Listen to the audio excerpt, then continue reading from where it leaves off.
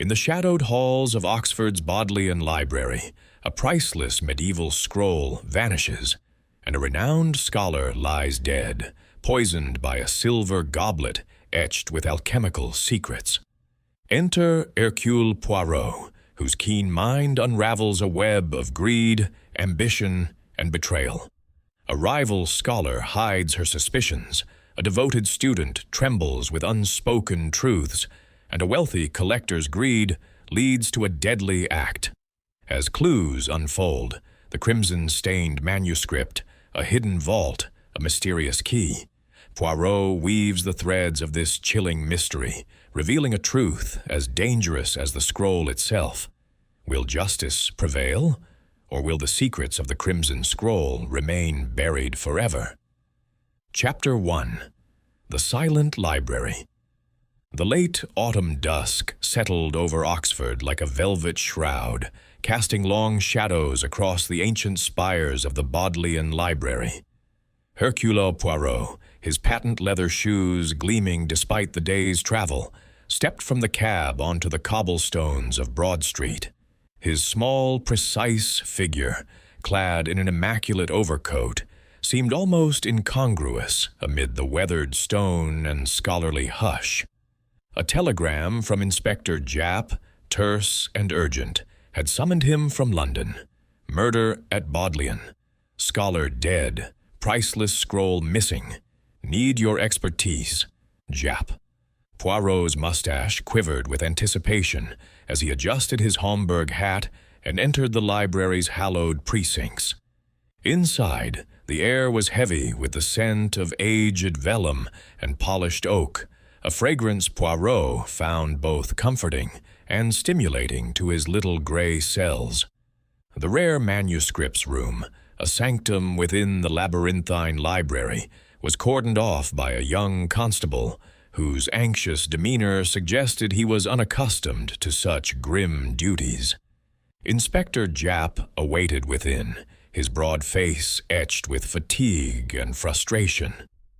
"Poirot, thank heavens you're here," he said, his voice echoing faintly in the high-ceilinged chamber.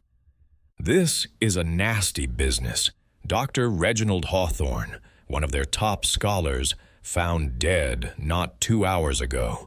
Poisoned by the look of it, and a blasted scroll, some medieval thing gone missing." Poirot's sharp green eyes surveyed the scene. The room was a fortress of knowledge, its walls lined with towering shelves groaning under the weight of ancient tomes. A single high window, leaded and narrow, admitted a sliver of fading daylight. At the center stood a heavy oak table, draped in green velvet, and upon it lay the body of Dr. Hawthorne. The scholar's head rested on an open manuscript, his spectacles askew, his face frozen in a rictus of pain. A crimson stain, not unlike spilled ink, had seeped from his lips onto the vellum, marring its delicate script. Beside him, an empty, velvet-lined case, its clasps undone, bore mute witness to the absence of the Crimson Scroll. "Mon ami," Poirot said, his voice soft yet precise. "This scroll, it is of great value, non?" He knelt beside the body, his gloved fingers hovering over the scene without touching. "And the poison, what do we know?" Japp scratched his chin. "Arsenic, the coroner reckons, though we're waiting on tests. Found in a silver goblet. Fancy thing, etched with odd symbols. Not library property, that's certain. As for the scroll, it's called the Crimson Scroll. 14th century, tied to alchemy or some such rot. Worth a king's ransom, they say." Poirot's mustache twitched. "Alchemy, Inspector? A science of secrets. And secrets, they breed motives." He rose, his gaze sweeping the room. The door, heavy and oak-paneled, was locked from the inside when the body was discovered, the porter had said. The window, too high and narrow for escape, offered no clues. "Who had access to this room, Inspector?" Japp gestured toward the anteroom, where three figures sat in uneasy silence. Three suspects, all with ties to Hawthorne. Dr. Clara Wentworth, his colleague. Bit of a rivalry there, I hear. Martin Blake, his student, a nervous sort. And Sir Lionel Vance, a wealthy collector who was pestering Hawthorne about that scroll. All were in or near the library last night. Poirot nodded, his mind already sifting the possibilities. A scholar, a student, a collector, each with their own desires, their own shadows. Tell me, Inspector, what did the porter see? Japp flipped open his notebook. Porter says Hawthorne was working late, as usual. Clara Wentworth was in her office down the hall. Martin Blake was in the stacks, researching. Sir Lionel visited at 7, left by past. Hawthorne was found at 8 this morning by a junior librarian. Door was locked, key inside. Locked, yet the scroll is gone, Poirot murmured. He approached the velvet case, its rich red lining catching the light. This case, it is too fine for a library. It speaks of wealth, of possession. We must learn who brought it here. His eyes gleamed as he turned to Japp. Show me to the suspects, mon ami, the silent library. It has much to say, but first, we must listen to the living. Chapter 2. The Scholar's Rival. Hercule Poirot navigated the narrow, book-lined corridors of the Bodleian Library with the precision of a metronome, his polished shoes tapping softly on the worn stone floor. The air was cool, almost sepulchral, carrying the faint must of centuries-old parchment and the sharp tang of polish. Inspector Japp strode beside him, his heavier tread a counterpoint to Poirot's measured steps. They were bound for the reading room, where Dr. Clara Wentworth awaited, one of three souls whose lives had intersected with the late Dr. Reginald Hawthorne and the missing Crimson Scroll. Poirot's mind, ever alert, was already weaving a tapestry of possibilities, each thread a motive, each knot a secret yet to be unraveled. The reading room was a cavernous space, its vaulted ceiling adorned with faded frescoes of scholars bent over tomes. Tall windows filtered the gray morning light through, leaded panes, casting a lattice of shadows across oak tables scarred by generations of pens. At one such table sat Dr. Clara Wentworth, a woman of perhaps 50, her graying hair drawn into a severe bun that seemed to pull her features taut. Her hands, long and scholarly, drummed a restless rhythm on the polished wood, and her eyes, sharp behind wire-rimmed spectacles, flicked up as Poirot and Japp approached. There was no warmth in her gaze, only a guarded intelligence that intrigued Poirot at once. "Dr. Wentworth," Japp began, his tone official but not unkind. "This is Monsieur Hercule Poirot. He's assisting us with the unfortunate matter of Dr. Hawthorne's death." Clara's lips pressed into a thin line, and she inclined her head slightly. "Monsieur Poirot," she said, her voice crisp as autumn leaves. "I've heard of your reputation. I suppose you think me a suspect in this sordid affair?" Poirot smiled, a small disarming gesture that did not reach his keen eyes. "Madame, I think nothing yet. I observe, I listen, and I allow the little gray cells to do their work. Will you permit me to ask you some questions?" She gestured to the chair opposite her, her movement precise, almost mechanical. "Ask what you will. I have nothing to hide." Poirot settled into the chair, his posture impeccable, his hands folded neatly before him. Japp remained standing, notebook in hand, a silent sentinel. "Doctor?" "Wentworth," Poirot began. "You were a colleague of Dr. Hawthorne, non? Tell me of your work together, and of this crimson scroll that has vanished." Clara's fingers stilled, and for a moment her gaze drifted to the window. as if seeking answers in the gray sky beyond. "Reginald and I were both scholars of medieval manuscripts," she said, her tone measured. "We specialized in alchemical texts, though our approaches differed. The Crimson Scroll, 14th century Provençal in origin, was a particular interest of mine. It's a remarkable document, not merely for its age, but for its content. It details alchemical processes, perhaps even a formula for transmutation, though Reginald scoffed at such ideas. He saw it as a curiosity, a relic to be catalogued and forgotten. I believed it held secrets worth unlocking." Poirot's mustache twitched. "A difference of opinion, then, and such differences, they can breed tension, non?" Clara's eyes snapped back to him, a spark of indignation flaring. "Tension, yes, but murder? Preposterous. Reginald was a pedant, stubborn to a fault, but I respected his intellect, even if I found his dismissal of the scroll infuriating. I was in my office last night, cataloging manuscripts, when he died. The porter can confirm it." Poirot nodded, his expression unreadable. "The porter, he confirms you were in the library until late, madame. But tell me, what time did you leave?" Her lips tightened, and a faint flush crept into her cheeks. "I left around 9, perhaps, a little after. I was absorbed in my work, a transcription of a 12th century codex. Time escapes one in this place."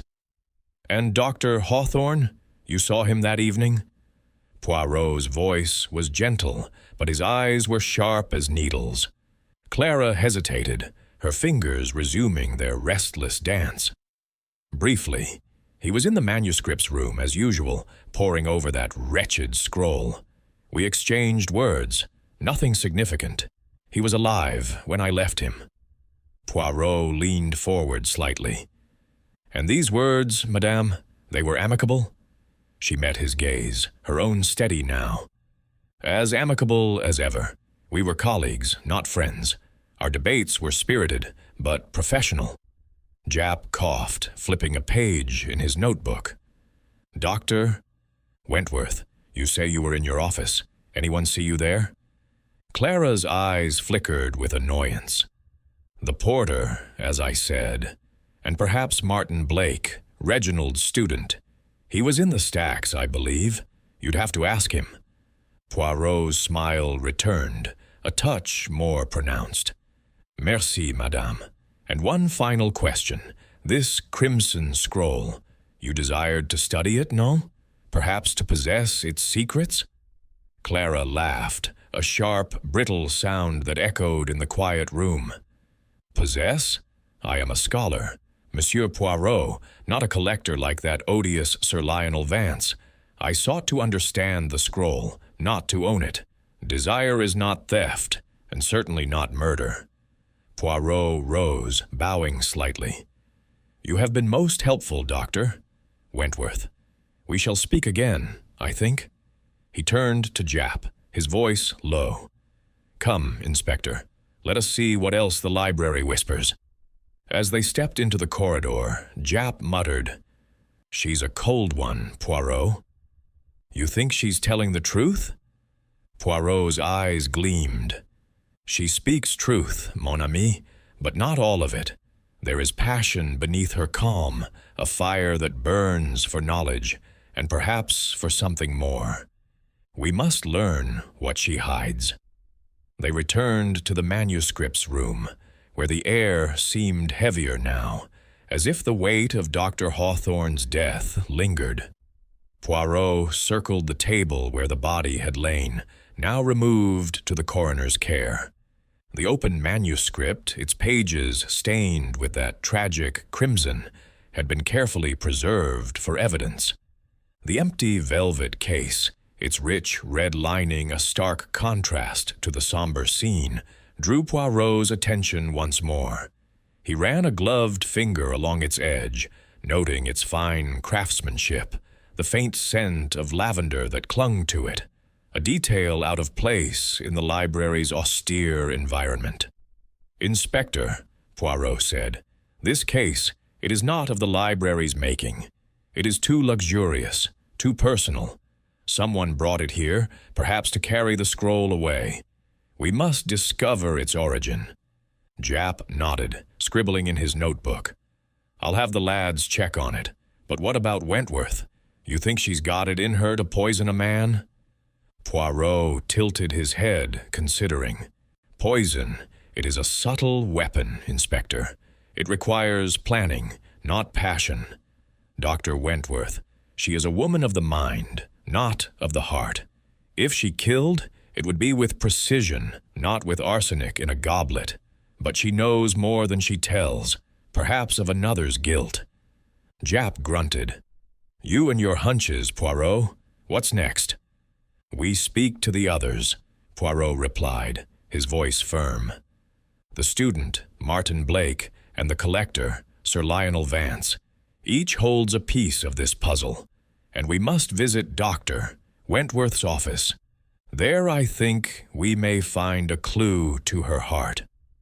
The journey to Clara's office took them through a warren of corridors, past shelves groaning with leather-bound volumes and glass cases displaying fragments of illuminated manuscripts. Her office was a small, cluttered space, its walls lined with books and its desk buried under papers and artifacts. A single window overlooked a courtyard, its panes streaked with rain. Poirot's eyes swept the room, noting the orderly chaos of a scholar's life. A quill pen, a stack of parchment facsimiles, a brass paperweight shaped like a griffin. But it was a small photograph, framed in silver, that caught his attention. It showed Clara and Hawthorne, younger, standing together in a sunlit garden, their smiles unguarded. "A friendship, perhaps more," Poirot murmured, lifting the frame. "Broken by time or ambition?" Japp peered over his shoulder. "You think they were close once?" "Close, yes," Poirot said. "And closeness, it breeds both loyalty and betrayal. We must learn what drove them apart." A locked drawer in the desk piqued Poirot's curiosity. With Japp's authority, they opened it, revealing a leather-bound notebook. Its pages were filled with cryptic symbols, alchemical sigils. Poirot noted, and meticulous notes on the crimson scroll. One entry, dated a month prior, read, "R refuses to see the scroll's potential. His blindness will cost us all." The words were underlined with a heavy hand, the ink smudged as if written in haste. "Obsession," Japp said, shaking his head. "She was mad for that scroll." "Obsession, yes," Poirot agreed, closing the notebook. "But murder? I think not. She is too careful, too precise. Yet she suspected something, perhaps someone. We must press her further, but first, the others." As they left the office, Poirot's mind churned. Clara Wentworth was a woman of intellect, her life devoted to the pursuit of knowledge. Yet beneath her cool exterior lay a passion that could not be ignored. Had that passion driven her to silence, to protect a secret? Or had it made her a witness to another's crime? The crimson scroll, with its promise of forbidden knowledge, was the key. But it was the human heart, complex, contradictory, that would unlock the truth. Back in the reading room, Poirot paused, his gaze lingering on the chair where Clara had sat. "She is no murderer, Inspector," he said softly.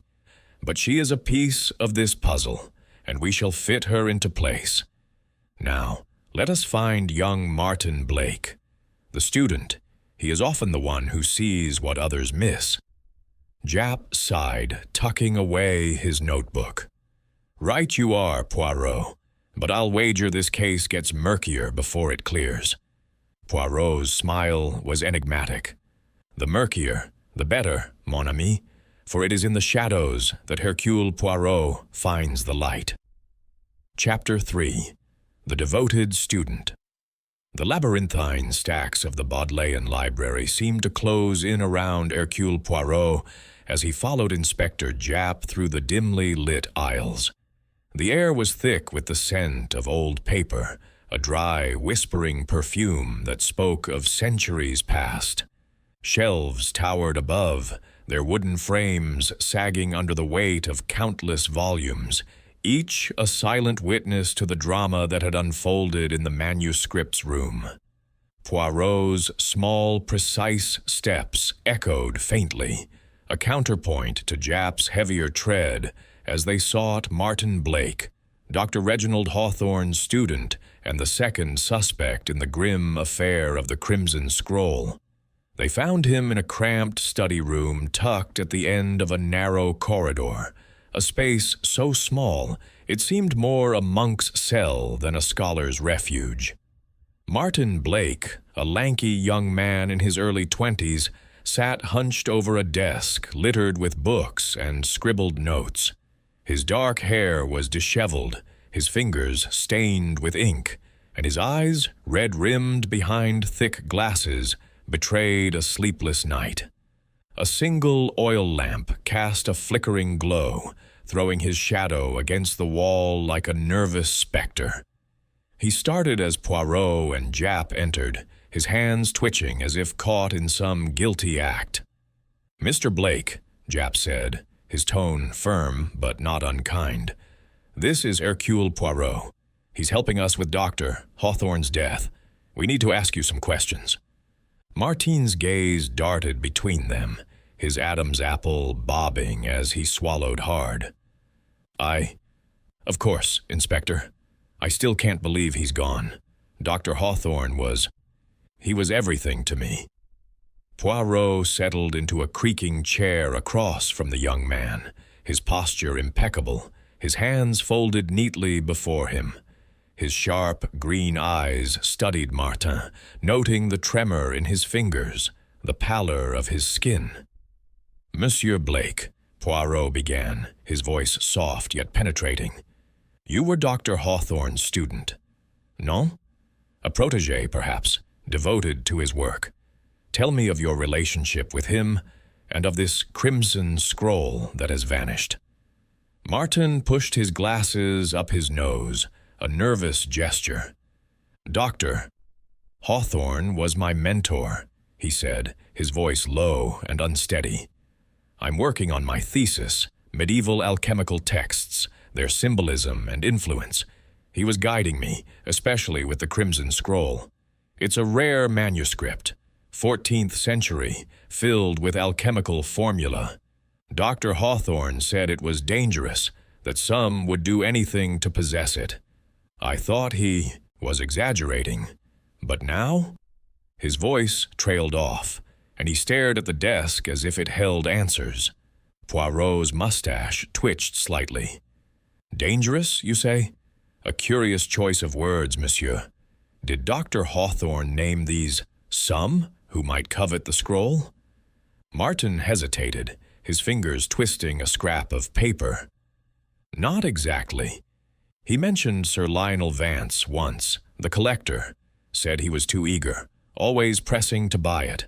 Dr. Hawthorne didn't trust him, but he didn't say anyone else, not directly." Poirot leaned forward, his eyes gleaming like polished jade.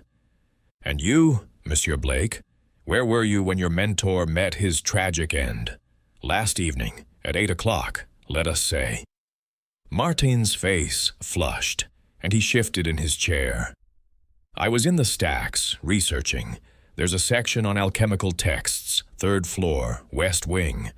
I was there for hours, lost in the books. I didn't hear anything, didn't see anything. When I left, around 9, the library was quiet. Japp, leaning against the door frame, scribbled in his notebook. Anyone see you there, lad? The porter, maybe?" Martin shook his head, his eyes downcast. "I don't think so. The stacks are, well, they're a maze. You can spend hours without seeing another soul. But I swear, I was there." Poirot's smile was faint, almost imperceptible. "The young, they are so absorbed in their studies, non? But tell me, monsieur, this scroll, did you ever handle it? Did you see it yesterday?" Martin's hands stilled, and he met Poirot's gaze for the first time. "I saw it, yes. Dr. Hawthorne showed it to me in the manuscripts room, early in the evening. He was explaining its symbols, how they tied to my thesis. It was beautiful, red ink on vellum, like blood on snow. But I didn't touch it. He was careful with it, always." "And after this meeting," Poirot pressed, "you returned to the stacks? You saw no one else? Dr. Wentworth, perhaps, or Sir Lionel Vance?" Martin's brow furrowed. I saw Dr. Wentworth's office light on when I passed by, around 8, I think.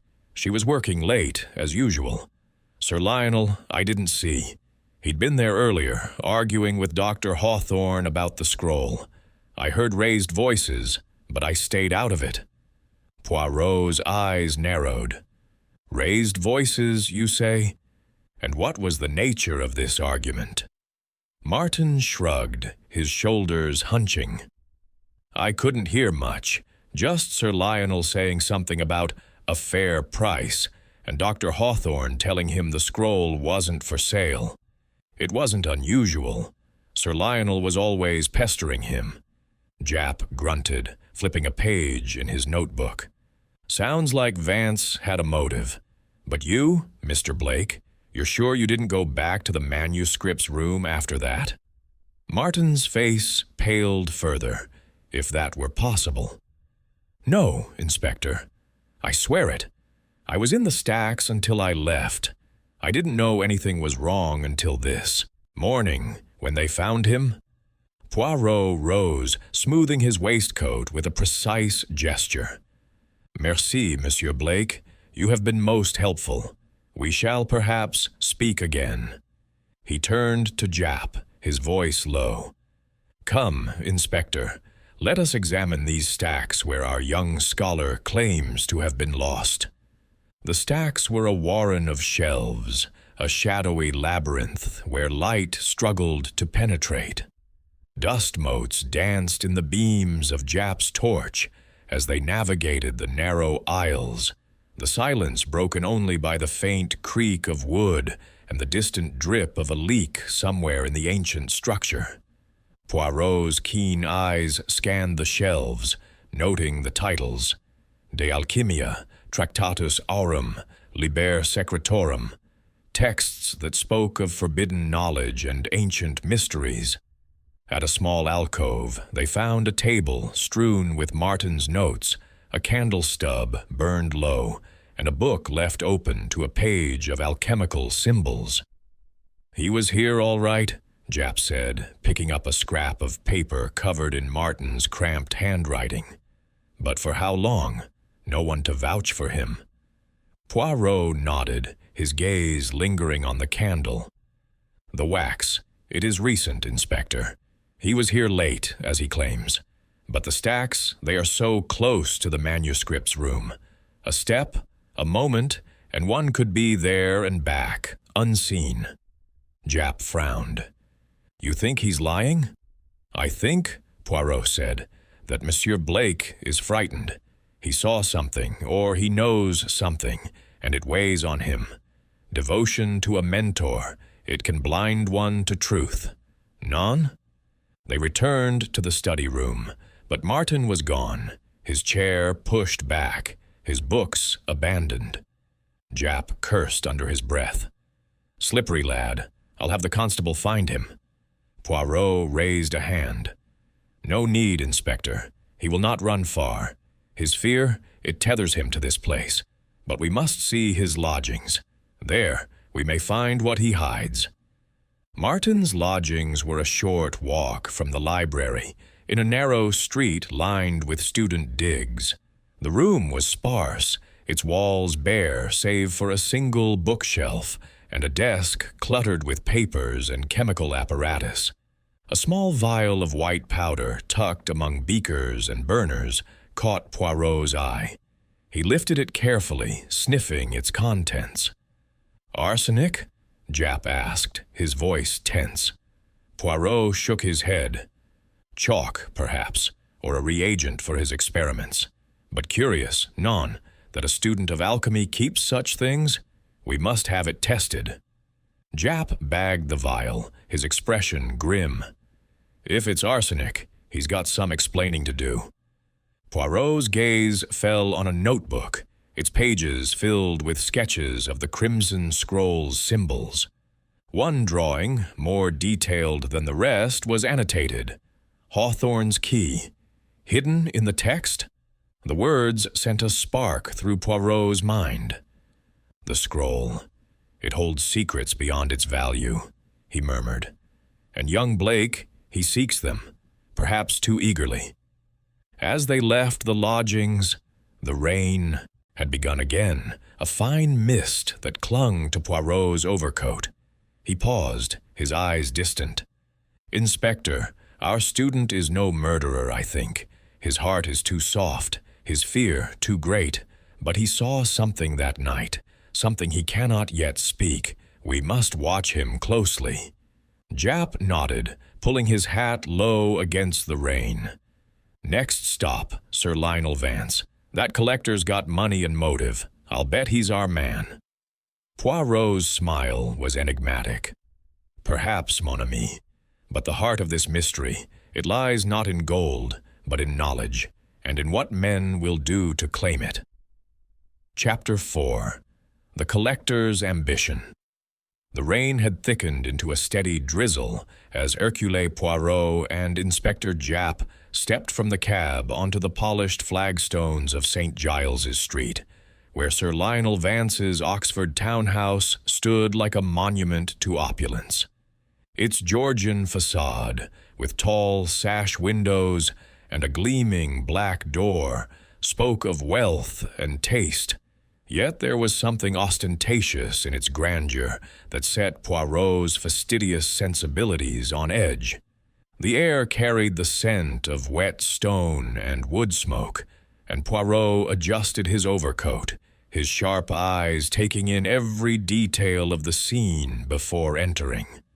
Sir Lionel Vance, the third suspect in the murder of Dr. Reginald Hawthorne and the theft of the Crimson Scroll, awaited them within, and Poirot sensed that this encounter would bring them closer to the heart of the mystery. Inside, the townhouse was a shrine to acquisition. The entrance hall gleamed with polished marble, and a chandelier cast prisms of light across walls adorned with gilt-framed paintings of stern ancestors. A liveried footman led them to a study where Sir Lionel Vance reclined in a leather armchair, a glass of brandy cradled in his hand. He was a portly man in his late 50s, his florid cheeks framed by mutton chop whiskers, his velvet waistcoat straining slightly at the seams. A locked cabinet of dark mahogany dominated one wall, its glass doors revealing a collection of manuscripts and artifacts that would have made any scholar's heart quicken. Poirot's gaze lingered on the cabinet, noting its sturdy lock and the faint gleam of something velvet-lined within. "Monsieur Poirot, Inspector Japp," Vance said, rising with a practiced smile that did not reach his cold blue eyes. "A grim business, this Hawthorne affair. I trust you're here to clear it up swiftly?" Poirot bowed slightly, his manner impeccable. "We are here, Sir Lionel, to seek the truth. And truth, it is like a rare manuscript. It requires careful handling, non? May we sit?" Vance gestured to a pair of chairs opposite his desk, his movements languid but watchful. "Of course.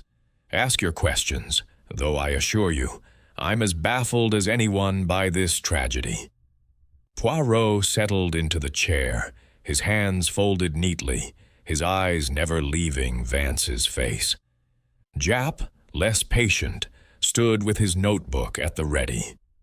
"Sir Lionel," Poirot began, his voice soft yet precise, "you are a collector of rare antiquities, yes? And the Crimson Scroll, a 14th century alchemical text, it was of great interest to you. Tell me of your dealings with Dr. Hawthorne."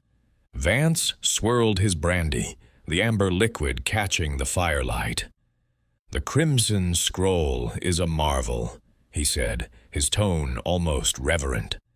"A masterpiece of medieval craftsmanship, its red ink said to be derived from some arcane process. I offered Hawthorne a fortune for it, £10,000 to be precise. He refused, the fool. Said it belonged to the world, not to any one man. I respected his principles, but I won't deny I coveted it for my collection." Poirot's mustache twitched. "Coveted, Sir Lionel? A strong word. And when a man covets what he cannot have, it can lead to desperate measures, non?" Vance's smile faltered, and he set his glass down with a deliberate clink. "If you're implying I had anything to do with Hawthorne's death, you're gravely mistaken. I was at my club, dining with Lord Ashford, from 7:30 last evening until well past 10. My driver can confirm it, as can Ashford himself." Japp scribbled a note, his brow furrowed. "And before that, Sir Lionel, you were at the Bodleian, weren't you? The porter says you visited Hawthorne at 7. Vance nodded, unperturbed. "I did. I made one final offer for the scroll, hoping to persuade him. He was obstinate, as always. We parted on civil terms, and I left. That was the last I saw of him." Poirot's eyes gleamed like polished jade. "Civil terms, you say? Yet young Martin Blake," he heard raised voices. "An argument, perhaps?" Vance's cheeks reddened, but his voice remained steady. "A discussion, not an argument. Hawthorne was a stubborn man, and I pressed my case firmly. But I assure you, Monsieur Poirot, I left him alive and well."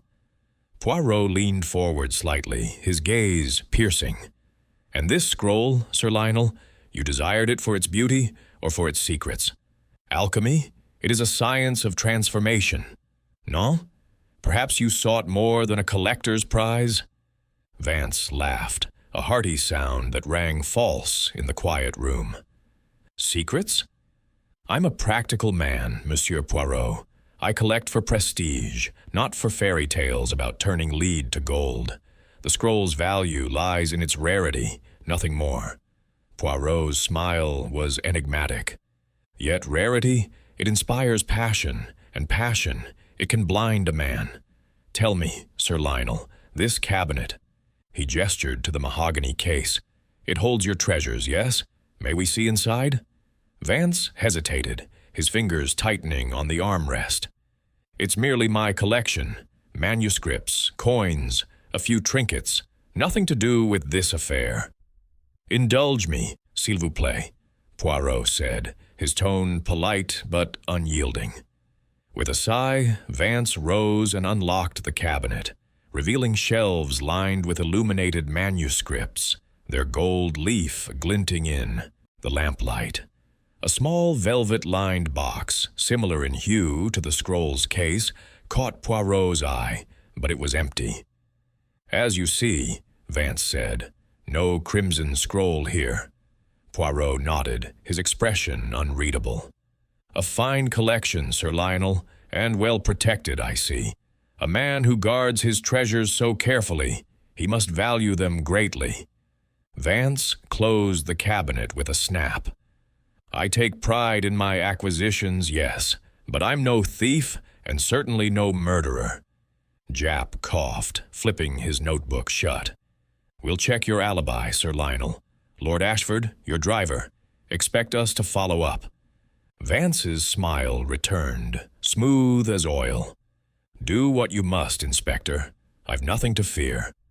As they left the townhouse, the rain had eased, leaving a damp chill in the air. Poirot paused on the steps, his eyes distant. "A man of wealth, Inspector, and of ambition," he said softly, "but also of secrets. That cabinet, it is too perfect, too conspicuous. I suspect it hides more than manuscripts."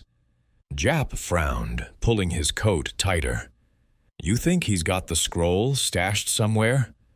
"Perhaps," Poirot said. "But it is the goblet that troubles me. The silver goblet in the manuscripts room, etched with alchemical symbols. It is not of the library. I saw its twin in Sir Lionel's dining room, on display. A coincidence, none?" Jap's eyes widened. "You're saying he brought it to the library, to poison Hawthorne?" Poirot raised a hand. "I say nothing yet, mon ami, I observe. The goblet, the velvet case, the locked cabinet, they are pieces of a puzzle. We must find where they fit." They walked back toward the Bodleian, the city's spires looming through the mist. Poirot's mind churned, sifting through the details of Vance's demeanor, the polished confidence, the fleeting hesitation, the too perfect alibi. Sir Lionel was a man accustomed to getting what he wanted, but had his desire for the Crimson Scroll driven him to murder? Or was he, like Clara Wentworth and Martin Blake, merely a player in a larger game? "Inspector," Poirot said as they reached the library's gates, "we must verify this dinner with Lord Ashford, and the driver, he must be questioned.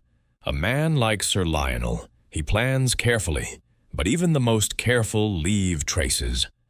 Jap nodded, his expression grim. "I'll get on it. But what's your hunch, Poirot? Is Vance our man?"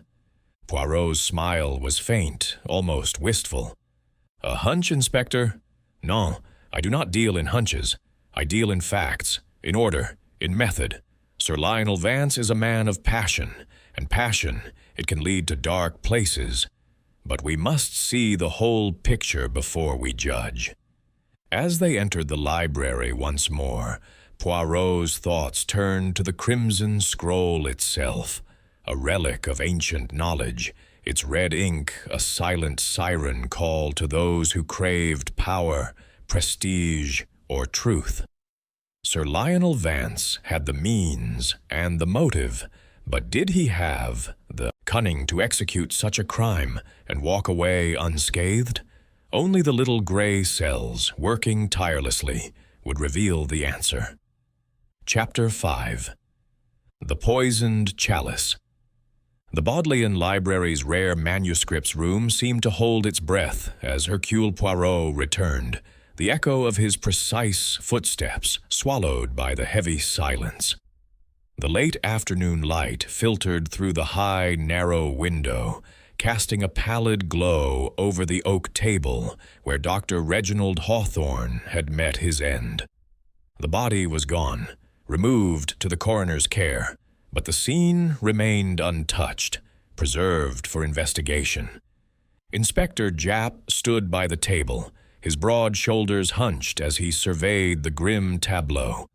An open manuscript, its pages stained with a crimson seep, and beside it a silver goblet etched with alchemical symbols, its rim dusted with traces of a bitter white powder. The empty velvet-lined case, once home to the Crimson Scroll, lay like an accusation against the stillness. "Monsieur Poirot," Jap said, his voice rough with frustration, "we've got the coroner's report. Arsenic, no doubt about it, mixed in the wine in that goblet. No fingerprints, mind you. Wiped clean. Whoever did this knew what they were about." Poirot's sharp green eyes gleamed as he approached the table, his gloved hands clasped behind his back. "Arsenic, Inspector," he mused, "a poison of patience, not of passion. It requires forethought, a steady hand. And this goblet—" He leaned closer, his mustache twitching as he examined its intricate etchings. A sun, a crescent moon, a serpent devouring its tail. "It is no ordinary vessel. It does not belong to the library, non. It is too ornate, too personal." Jap nodded, flipping open his notebook. The librarian confirmed it. Never seen it before. Someone brought it here, likely with the poison already in it. But who? Wentworth, Blake, or that Vance fellow? Poirot's gaze lingered on the goblet, then shifted to the velvet case. Its rich red lining, soft as a whisper, seemed to mock the violence of the crime. This case, Inspector, it is also out of place. Its craftsmanship, it speaks of wealth, of possession. Like the goblet, it was brought here for a purpose, perhaps to carry the scroll away, or to leave a false trail. Jap scratched his chin. You're thinking Vance, aren't you? That velvet case, it's not unlike the one in his cabinet. And you said you saw a matching goblet in his dining room. Poirot raised a finger, his expression enigmatic. I think nothing yet, mon ami. I observe.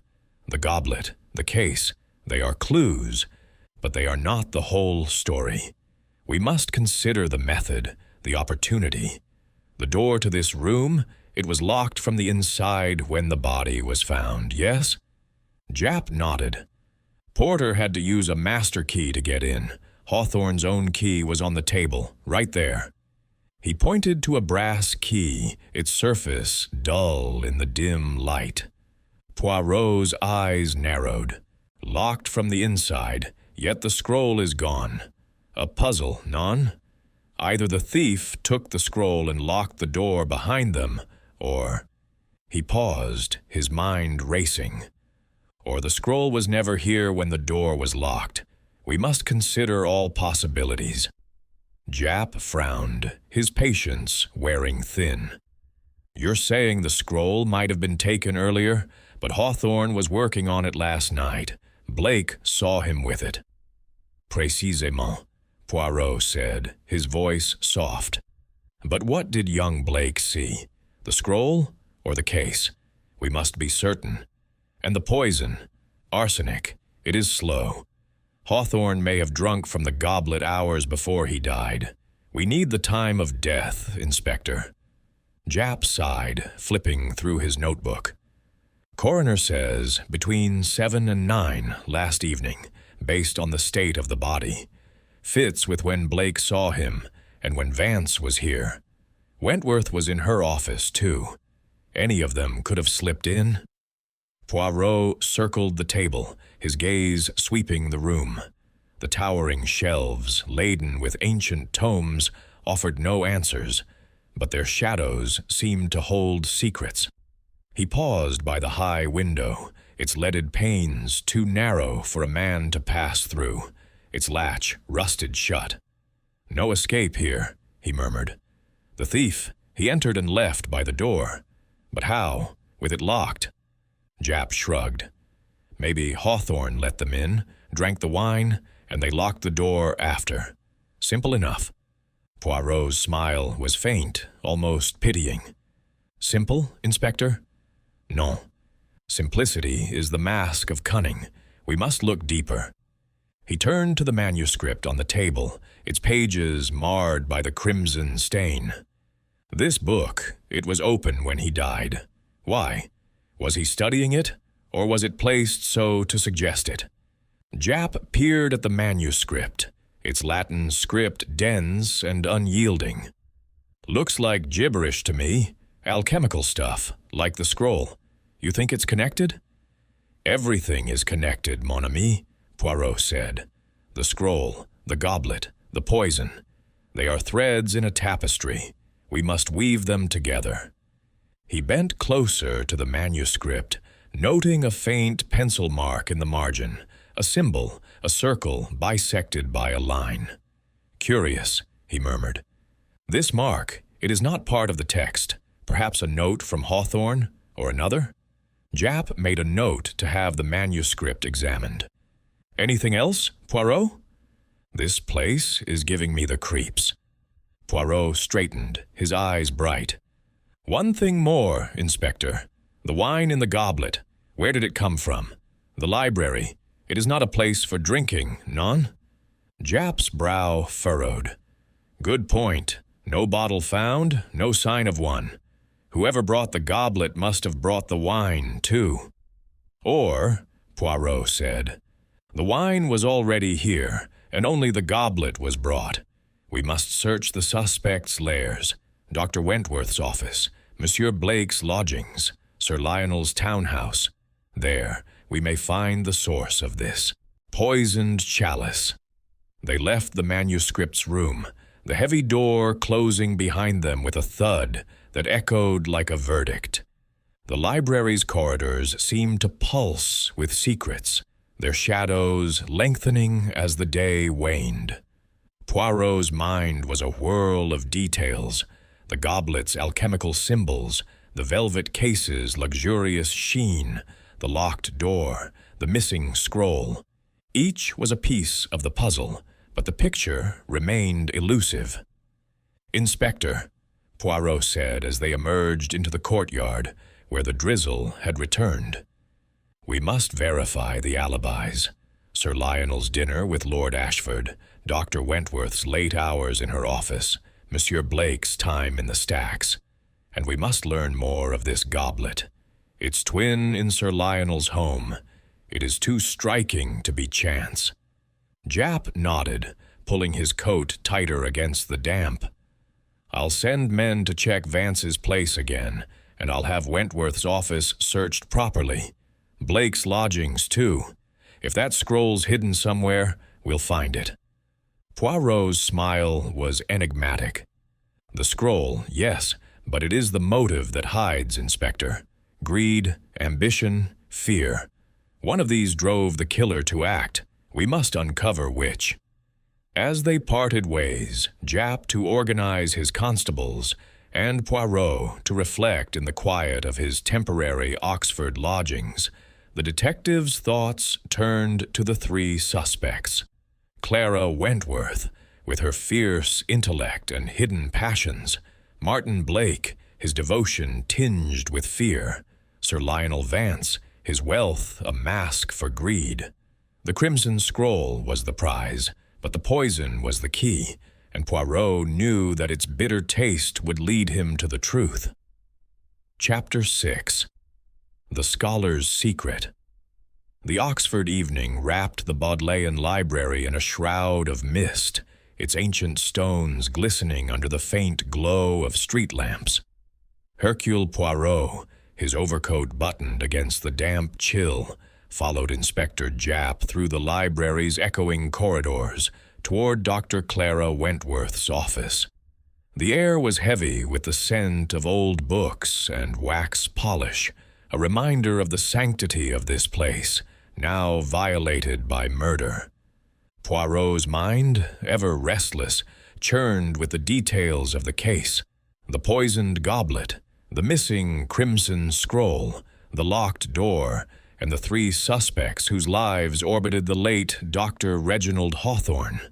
Clara Wentworth, with her sharp intellect and guarded demeanor, was their next focus, and Poirot sensed that her office held secrets that might illuminate the shadows of this mystery.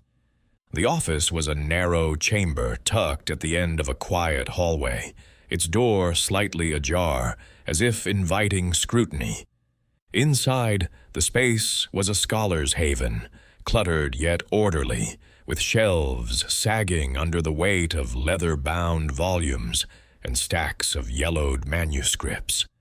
A single lamp cast a warm glow over a desk buried in papers, its surface a chaos of quill pens, ink bottles, and a brass paperweight shaped like a griffin.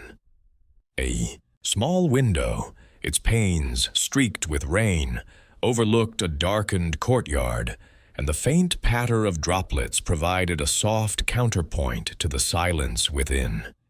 Japp pushed the door open fully, his broad frame filling the threshold. "This is Wentworth's lair, Poirot," he said, his voice low. "If she's hiding anything, it'll be here. The lads have already given it a quick look, but nothing obvious. No scroll, no poison." Poirot's sharp eyes swept the room, missing nothing. "Obvious, Inspector?" "None. The truth. It hides in the unobvious. We must look with the eyes of the mind, not merely the hands.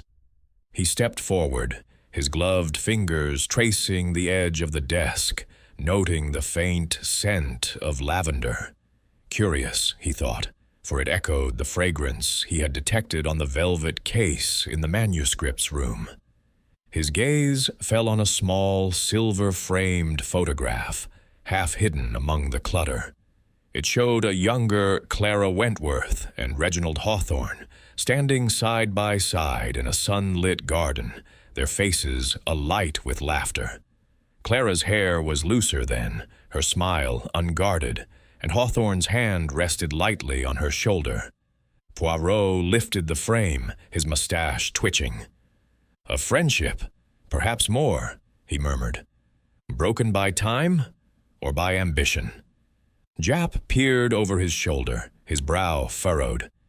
"You think they were close? Looks like old times, before they fell out over that scroll." "Précisément," Poirot said, setting the photograph down. "Closeness, it breeds intimacy, but also conflict. We must learn what drove them apart." He turned to the desk, his fingers brushing a locked drawer that had caught his attention earlier. "This drawer, Inspector. It was locked when we first visited, non?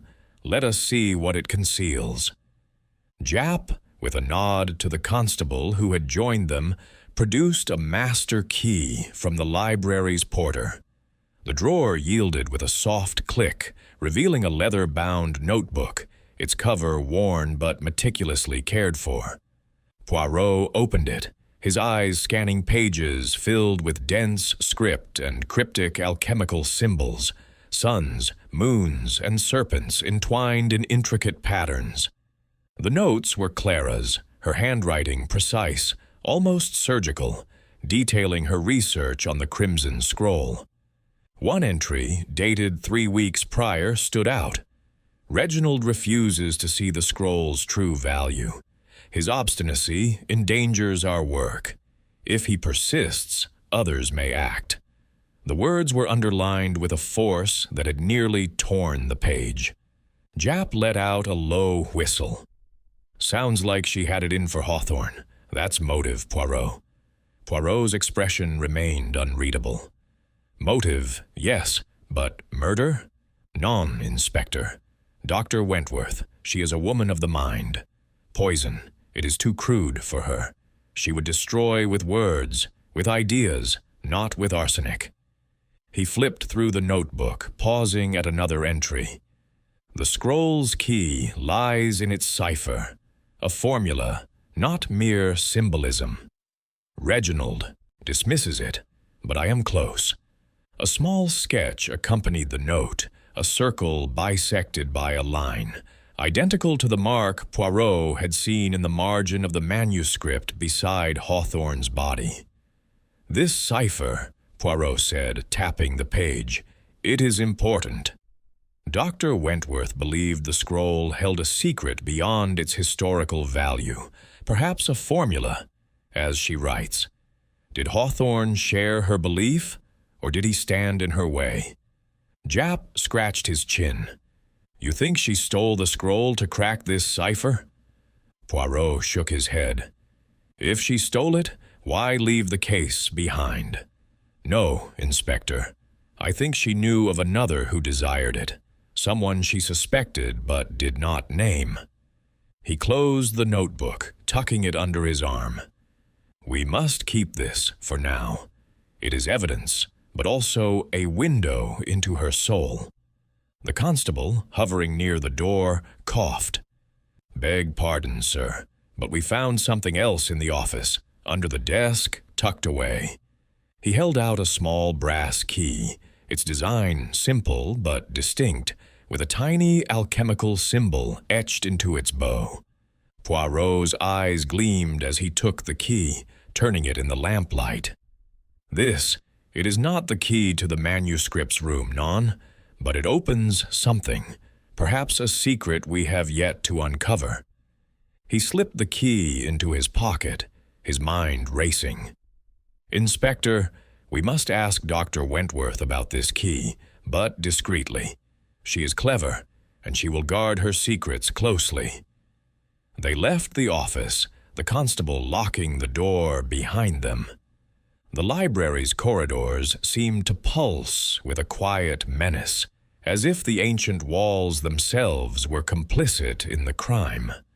Poirot's thoughts turned to Clara Wentworth's notebook, its cryptic entries a map of her obsession with the Crimson Scroll.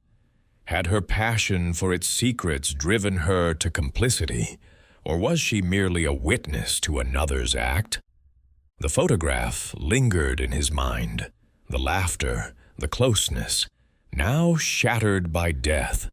What had turned friendship to rivalry, and what role did the scroll's cipher play in this tragedy?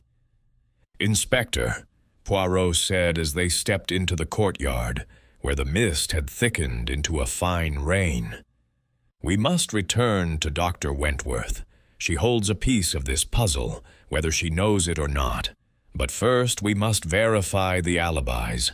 Sir Lionel's dinner, young Blake's hours in the stacks. Each must be tested." Japp nodded, pulling his hat low against the rain. "I've got men checking on Vance's story with Lord Ashford. And Blake? Well, that lad's nervous as a cat. I'll have someone tail him, see if he slips up." Poirot's smile was faint, almost wistful. "Good, mon ami. But it is not only slips we seek. It is the truth, hidden in the shadows of their words. Dr. Wentworth. She is no murderer, I think, but she knows more than she tells. And this key," he patted his pocket, "it will unlock more than a drawer, I wager." As they parted, Japp to coordinate his, constables and Poirot to reflect in the quiet of his lodgings, the detective's mind was a whirl of details. The alchemical symbols, the velvet case, the poisoned goblet, the cryptic notebook. Clara Wentworth was a scholar, her life devoted to unraveling the past, but had her obsession with the Crimson Scroll entangled her in a present crime? Or was she, like the scroll itself, a relic of truth waiting to be deciphered? Only the little gray cells, working tirelessly, would reveal the answer. Chapter 7. The Student's Burden. The Oxford dusk had deepened into a somber twilight, the city's spires shrouded in a veil of mist as Hercule Poirot and Inspector Japp made their way to the modest street where Martin Blake's lodgings stood. The air was damp, carrying the faint tang of coal smoke and wet leaves, a reminder of autumn's relentless advance.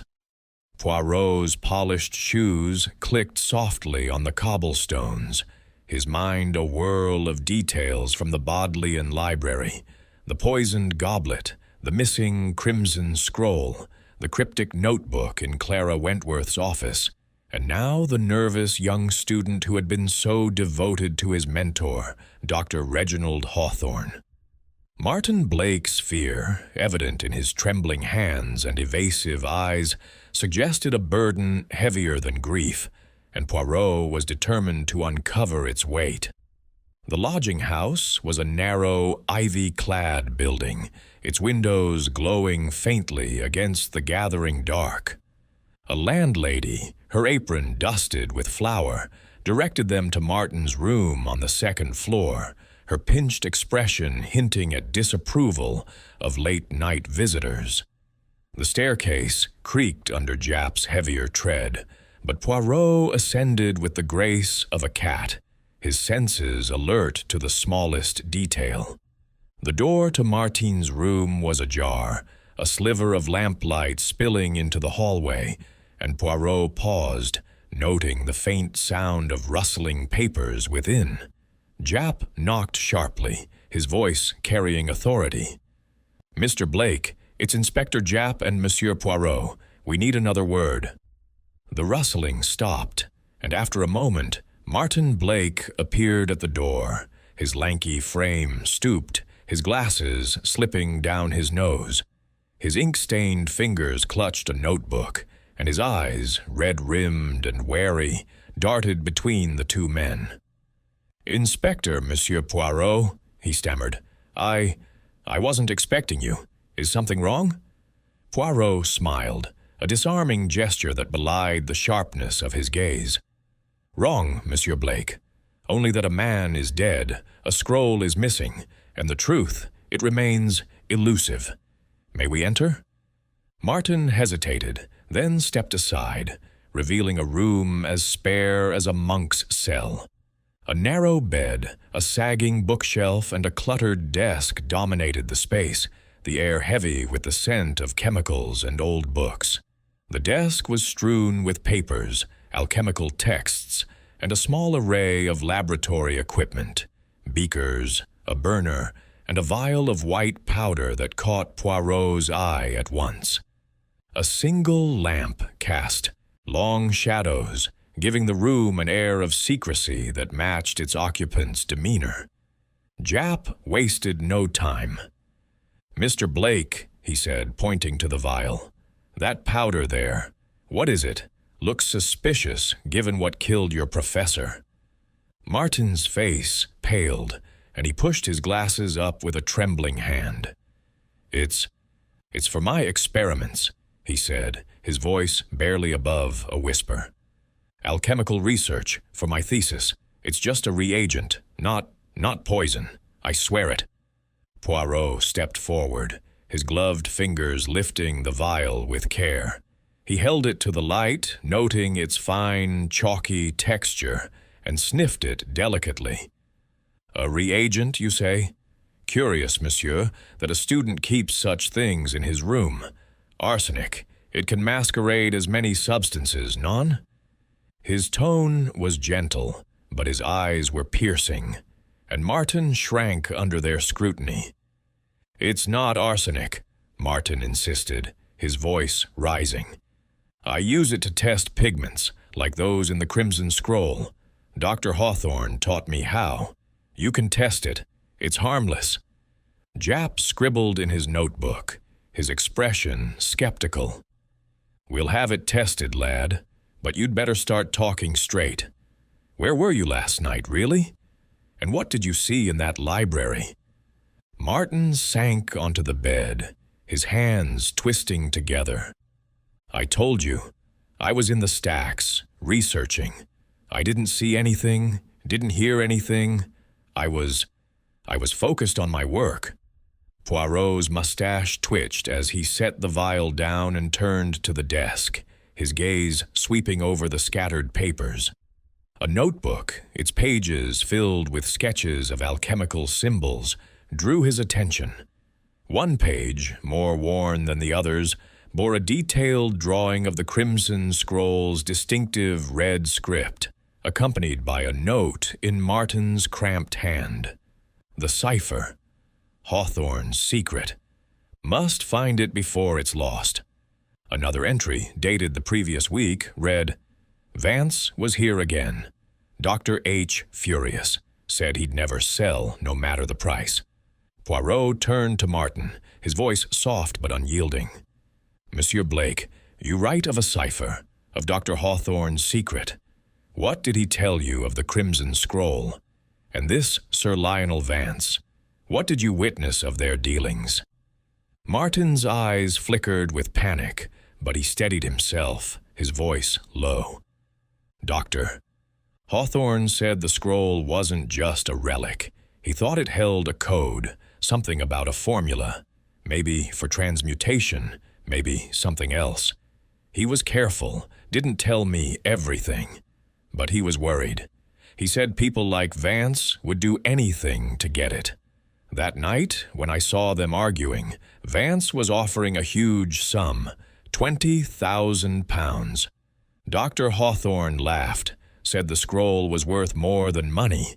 Vance stormed out, looking angry. Jap's pen paused. "Angry enough to kill, you think?"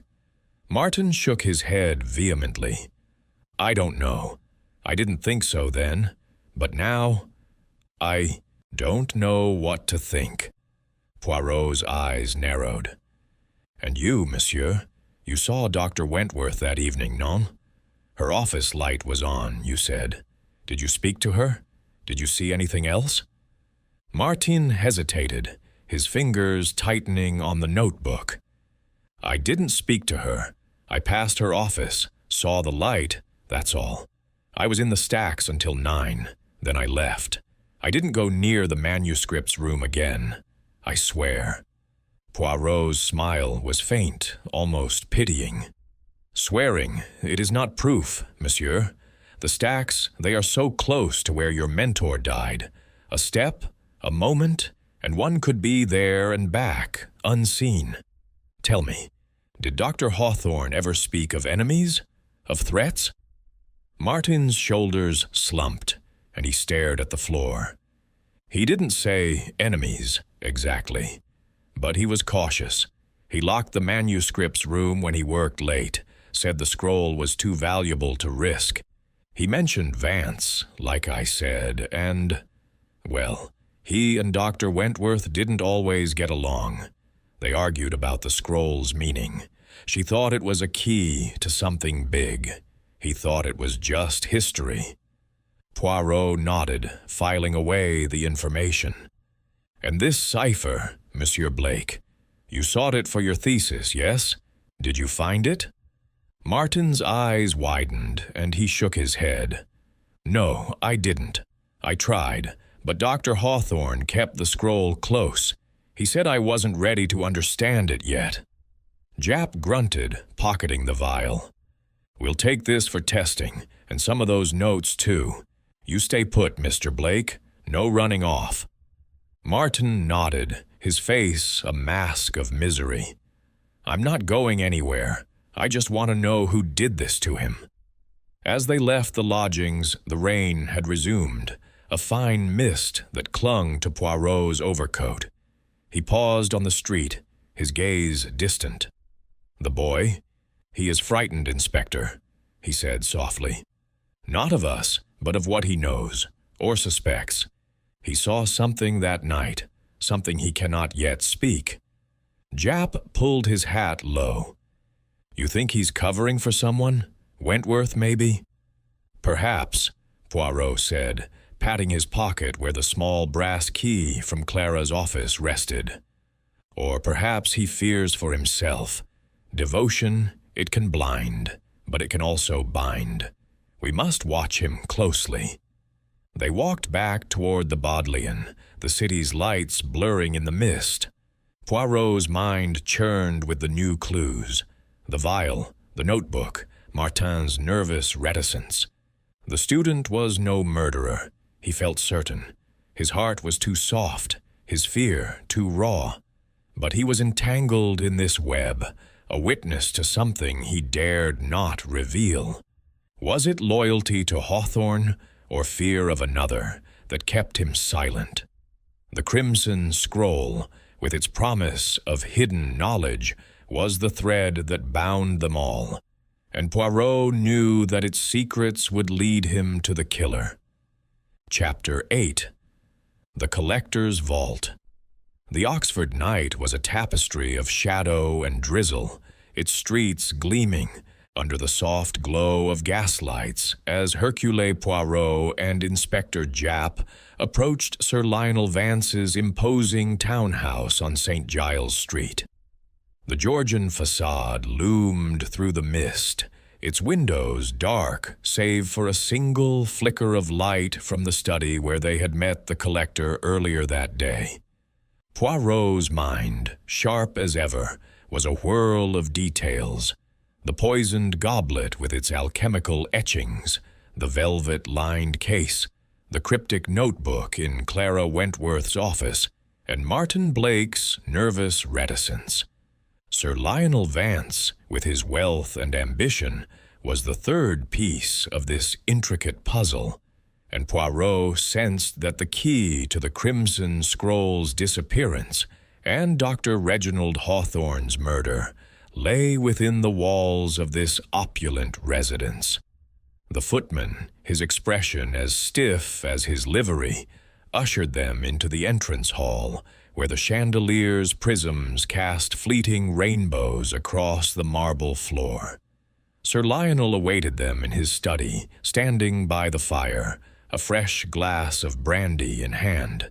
His velvet waistcoat gleamed in the firelight, and his mutton chop whiskers framed a face that was both genial and guarded. The mahogany cabinet, its glass doors revealing a collection of manuscripts and artifacts, dominated the room, its lock gleaming with quiet menace. "Monsieur Poirot, Inspector Japp," Vance said, his tone smooth but tinged with irritation. "Back so soon? I trust you've come to apologize for your earlier insinuations." Poirot bowed slightly, his smile disarming yet unyielding. "Apologize, Sir Lionel? No, we come to seek the truth, which is often more elusive than a rare manuscript. May we speak again?" Vance gestured to the chairs, his movements deliberate. "By all means, though I've told you all I know. I was at my club with Lord Ashford when poor Hawthorne met his end. What more do you want?" Japp, standing by the door, flipped open his notebook. "We're checking your alibi, Sir Lionel. Lord Ashford's confirmed you dined together, but you left the Bodleian at 7:30, and your club's only a short walk. Plenty of time to slip back to the library." Vance's cheeks reddened, but his voice remained steady. "Preposterous. I left Hawthorne alive and went straight to my club. My driver, Jenkins, can vouch for me." Poirot's eyes gleamed as he settled into a chair, his hands folded neatly. "And we shall speak to Jenkins, Sir Lionel. But let us discuss another matter, the goblet found beside Dr. Hawthorne. Silver, etched with alchemical symbols. I observed its twin in your dining room, non? A curious coincidence."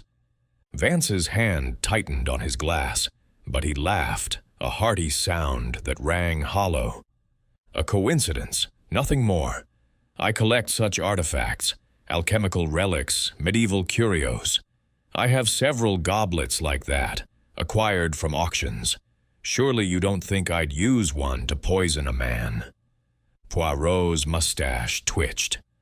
"What I think, Sir Lionel, is that you desired the Crimson Scroll with a passion. You offered Dr. Hawthorne a fortune, £20,000, young Blake tells us, yet he refused. Such refusal, it can stir anger in a man. Non?"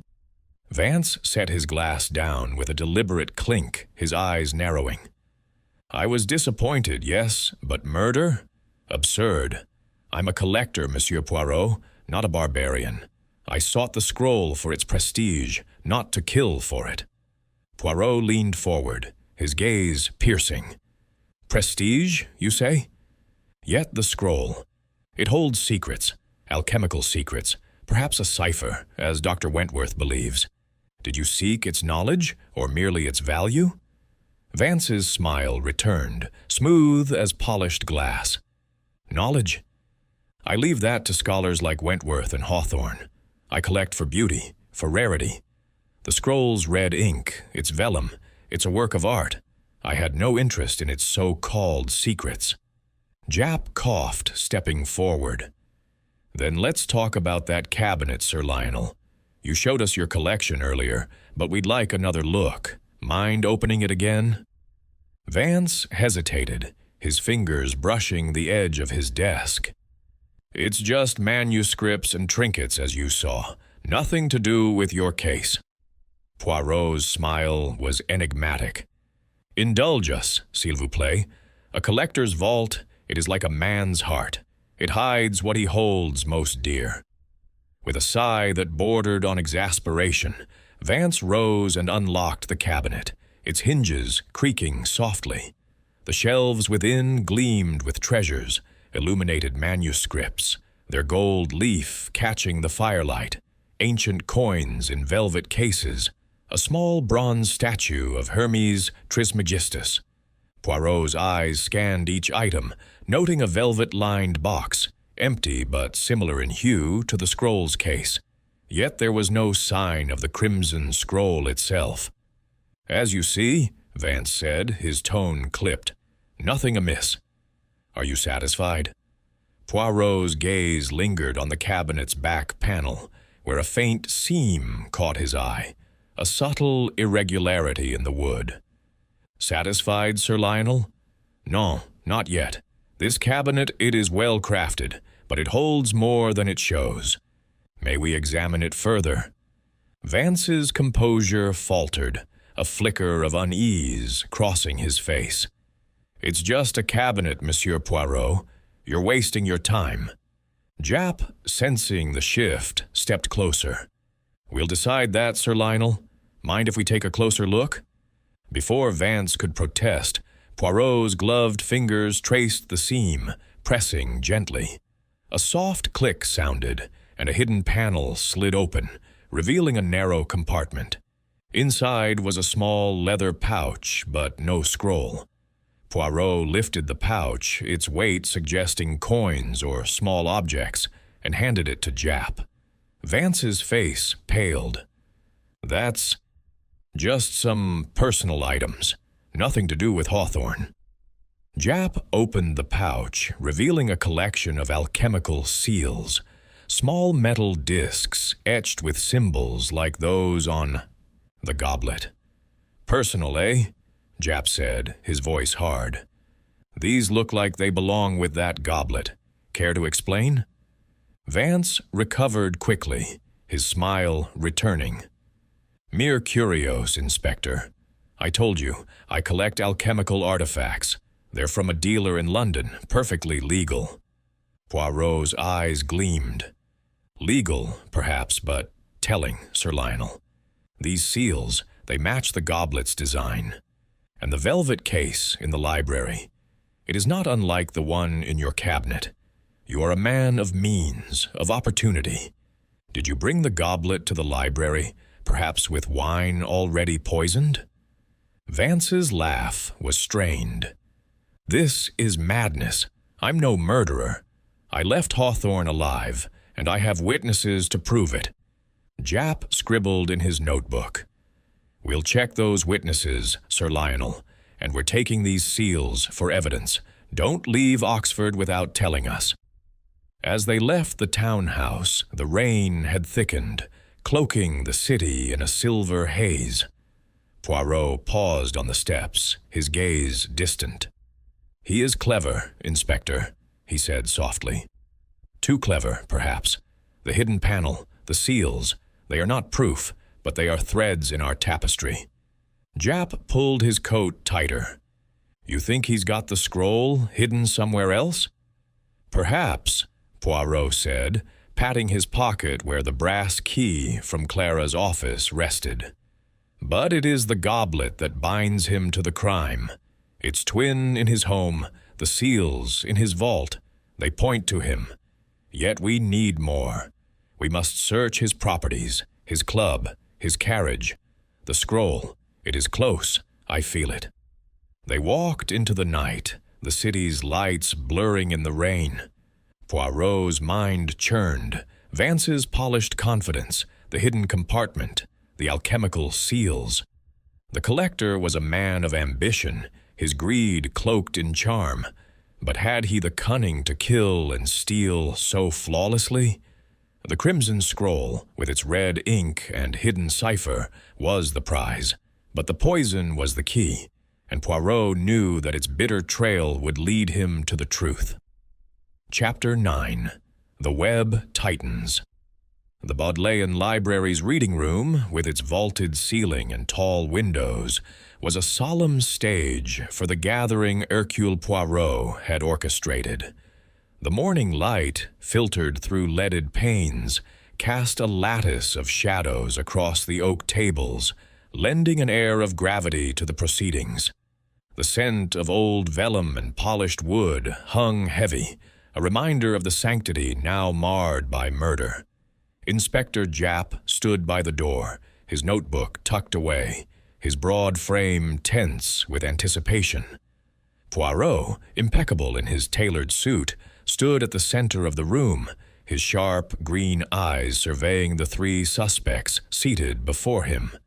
Dr. Clara Wentworth, her face taut with guarded intelligence. Martin Blake, his lanky form hunched, eyes darting nervously. And Sir Lionel Vance, his florid cheeks betraying a flicker of unease beneath his polished veneer. The crimson scroll was gone. Dr. Reginald Hawthorne was dead, and Poirot was ready to weave the threads of this mystery into a tapestry of truth. Mesdames et messieurs, Poirot began, his voice soft yet commanding, we are here to unravel the tragedy that has befallen Dr. Hawthorne and the Crimson Scroll. A man is dead, poisoned by arsenic in a silver goblet, and a priceless manuscript has vanished from a locked room. Each of you had reason to be near him. Each of you had motive. But only one of you, I believe, has woven a web of deceit to conceal the truth. Clara Wentworth's lips tightened, her hands clasped tightly on the table. This is absurd, Monsieur Poirot. I am a scholar, not a murderer. I was in my office, working, when Reginald died. Martin Blake's voice trembled as he spoke. I was in the stacks, I told you. I didn't see anything, didn't do anything. Dr. Hawthorne was my mentor. I'd never hurt him. Sir Lionel Vance leaned back, his velvet waistcoat gleaming, his smile forced. And I, Monsieur Poirot, was dining with Lord Ashford. My alibi is unassailable. You're barking up the wrong tree. Poirot raised a hand, his moustache twitching with a faint smile. Patience, s'il vous plaît. The truth, it is like a manuscript. Its secrets are revealed only through careful study. Let us begin with the facts. He paced slowly, his hands clasped behind his back. Doctor, Hawthorne was poisoned between 7 and 9 last evening in the manuscript's room, locked from the inside. The Crimson Scroll, a 14th century alchemical text, was taken from its velvet case. The goblet, etched with symbols, was not of the library. These are our threads. Now, let us weave them. He turned to Clara, his gaze piercing. Doctor Wentworth, you are a woman of intellect, devoted to the scroll's secrets. Your notebook reveals your obsession with its cipher, a formula you believed of great power. You quarreled with Dr. Hawthorne, who dismissed your theories. This rejection, it wounded you. Non? Clara's eyes flashed with indignation. Wounded, yes, but I did not kill him. Reginald was stubborn, blind to the scroll's potential, but I respected him. I was in my office, as I said. The porter saw my light. Poirot nodded, his expression unreadable. And yet, madame, we found a key in your office, hidden under your desk. A small brass key, etched with an alchemical symbol. It does not fit the manuscript's room, but it opens something, perhaps a secret you have not shared. Clara's face paled, but she held his gaze. I know nothing of that key. It must belong to the library staff. Poirot's smile was enigmatic. Perhaps, but your notebook speaks of danger, of others who might act if Hawthorne persisted in his refusal. You suspected someone, no? Yet you did not speak. Clara's hands clenched. I had no proof, only suspicions. I thought, perhaps Sir Lionel, with his endless offers. But I didn't know. Poirot turned to Martin, his voice softening. Monsieur Blake, you were Dr. Hawthorne's devoted student, lost in the stacks, you say, when he died. Yet you saw Sir Lionel argue with him, heard raised voices. You saw Dr. Wentworth's light, yet you did not speak to her. And in your room we found a vial of powder, not arsenic, the tests confirm, but curious for a student of alchemy. You wrote of a cipher, of Hawthorne's secret. You were close to him, non?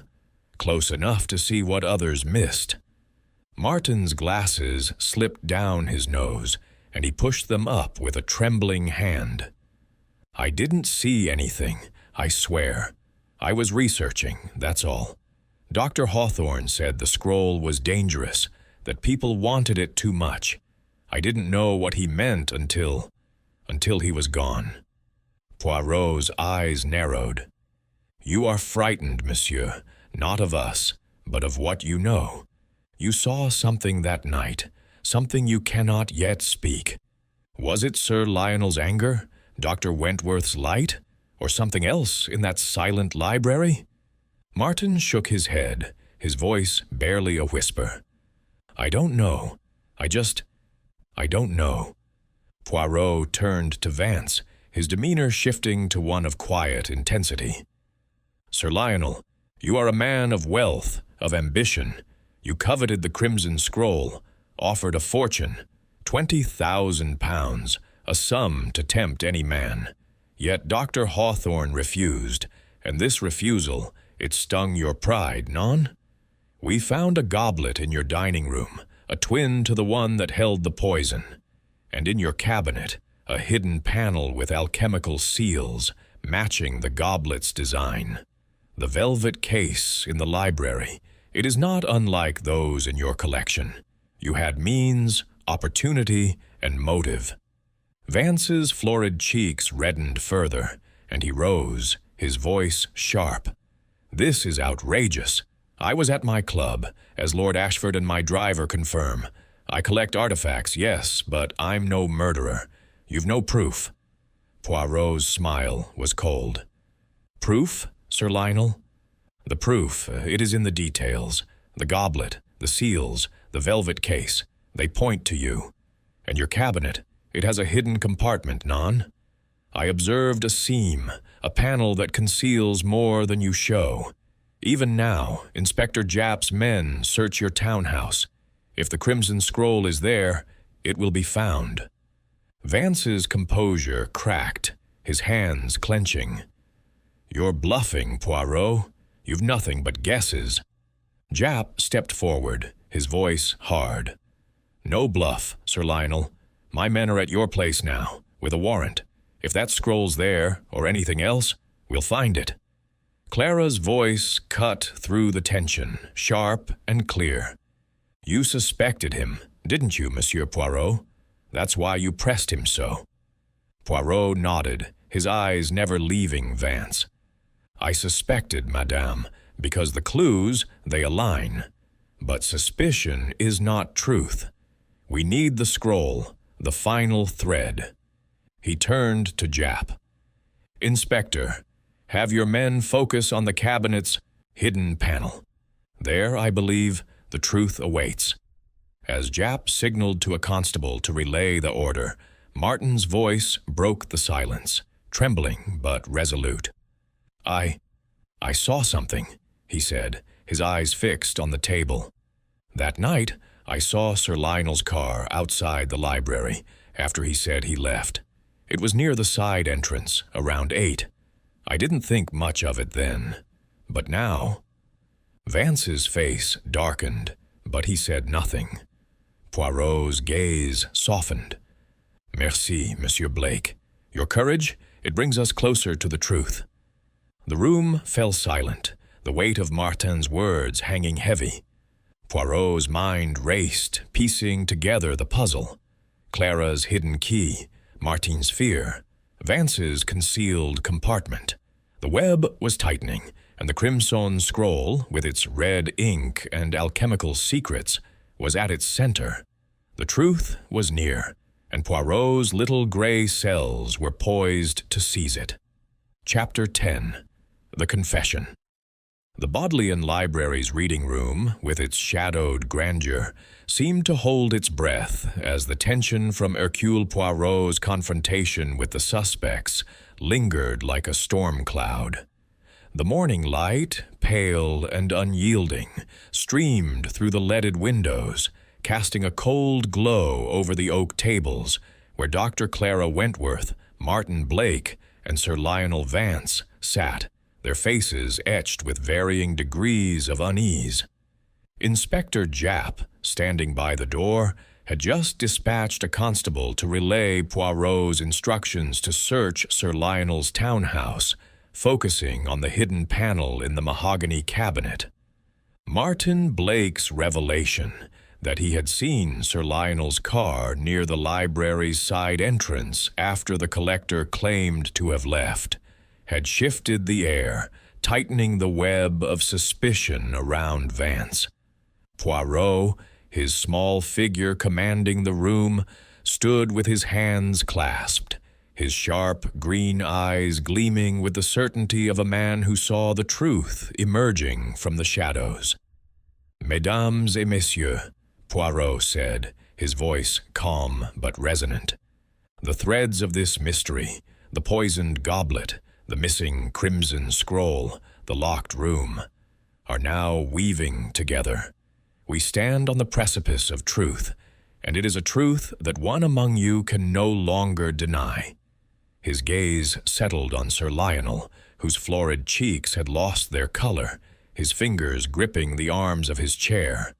Vance rose, his velvet waistcoat creasing as he straightened. "This is preposterous, Poirot," he said, his voice strained but defiant. "You've built a castle of conjecture, goblets, seals, a car seen in the dark. My alibi is solid, my reputation unblemished. You've no proof." Poirot's mustache twitched, his smile faint but unyielding. "Proof, Sir Lionel? The proof, it is in the details. And the details, they do not lie. Your alibi, it is strong, yes. Lord Ashford and your driver confirm your dinner at the club, but the car, seen by Monsieur Blake at 8 o'clock, near the library's side entrance. This, it contradicts your tale. And the goblet, its twin in your dining room, the alchemical seals in your hidden compartment. They are not mere coincidences, non?" Vance's eyes darted to the door as if calculating his escape. "A car? In the dark? The boy could be mistaken. And my collection, goblets, seals, it proves nothing. I'm a collector, not a criminal." Japp stepped forward, his broad frame imposing. "We'll see about that, Sir Lionel. My men are searching your townhouse now. If that scroll's there or anything else tying you to the crime, we'll find it." Clara Wentworth, her hands still clasped tightly, spoke up, her voice sharp. "You suspected him all along, didn't you, Monsieur Poirot? His greed for the scroll, it was obvious." Poirot turned to her, his expression enigmatic. "Suspected, madam? Oui, but suspicion is not enough. The little gray cells, they demand evidence. And you, doctor. Wentworth, you suspected him too, non? Your notebook spoke of danger, of others who might act. Yet you remained silent." Clara's lips tightened, but she nodded. "I had no proof, only intuition. Sir Lionel's obsession with the scroll was no secret. Reginald warned me about him, said he'd stop at nothing." Martin Blake, his lanky form hunched, looked up, his voice trembling. "I should have said something sooner, about the car, I mean. I didn't think it mattered, but it scared me." Poirot's gaze softened. "Courage, Monsieur Blake, is not the absence of fear, but the act of speaking despite it. Your words, they have brought us closer to the truth." Before Vance could respond, the door swung open and a constable entered, his face flushed with urgency. He carried a sealed evidence bag, and within it, Poirot glimpsed a roll of vellum, its edges tinged with red. Japp took the bag, his eyes widening as he opened it to reveal the crimson scroll, its intricate script unmistakable even in the dim light. "Found it, sir," the constable said, addressing Japp. "Behind a false panel in the cabinet, just as Monsieur Poirot said, tucked away with some papers and a vial of white powder. Looks like arsenic, pending tests." Vance's composure shattered, his hands trembling as he sank back into his chair. This is impossible," he stammered. "I didn't. Someone must have planted it." Poirot's voice was soft, almost pitying. "Planted, Sir Lionel? No, the scroll. It was your prize. You coveted it, offered a fortune, but Dr. Hawthorne's refusal wounded your pride. So you planned. A goblet from your collection, laced with arsenic, brought to the library under the guise of a final meeting. You poisoned him, took the scroll, and locked the door with his own key, leaving the velvet case to mislead us.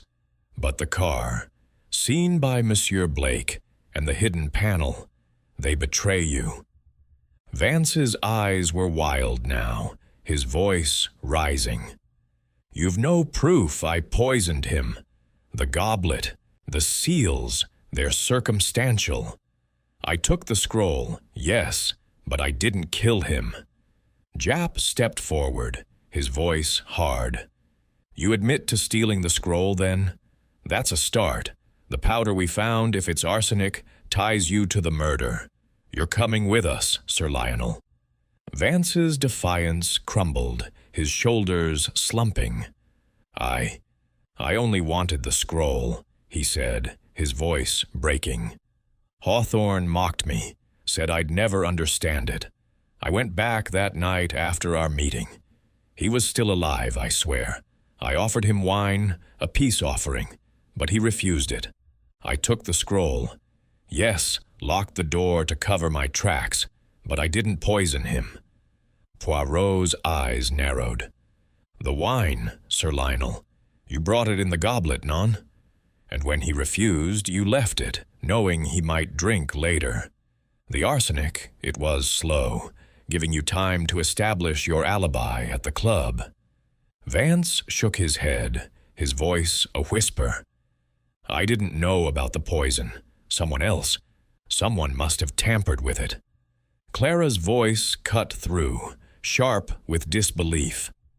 "You expect us to believe that? You stole the scroll, hid it in your vault. Your guilt is clear." Martin, his face pale, nodded. "You were there, Sir Lionel. I saw your car. You can't deny it." Vance buried his face in his hands, his voice muffled.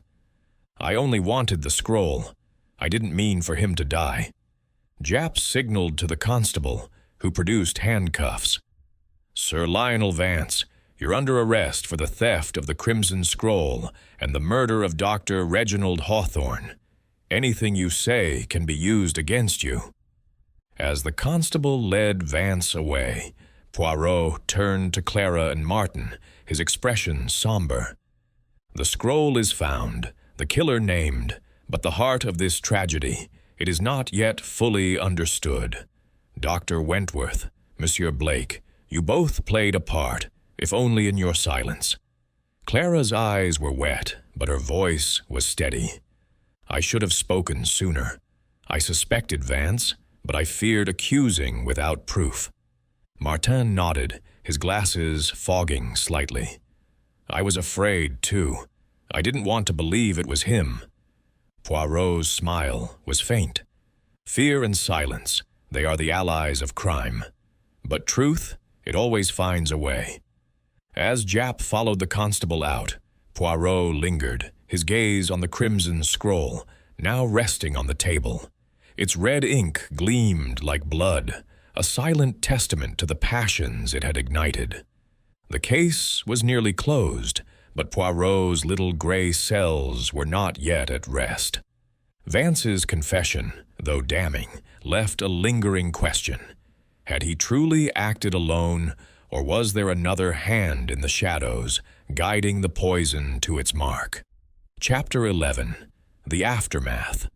The Bodleian Library's reading room, so recently a stage for confrontation, now bore the hushed solemnity of a chapel after a storm. The morning light, still pale through the leaded windows, seemed to soften the edges of the oak tables where the crimson scroll lay, its red ink a silent witness to the tragedy it had sparked. Sir Lionel Vance had been led away in handcuffs, his confession to stealing the scroll and his denial of murder ringing in the ears of those who remained. Hercule Poirot stood near the table, his small, precise figure a still point in the room's lingering tension. Inspector Japp, his broad face etched with weary satisfaction, was coordinating with his constables to secure the evidence, while Dr. Clara Wentworth and Martin Blake sat in stunned silence, their faces reflecting the weight of truth unveiled. Poirot's sharp green eyes surveyed the pair, noting the subtle shifts in their demeanor. Clara's hands, no longer clenched, rested limply on the table, her eyes glistening with unshed tears.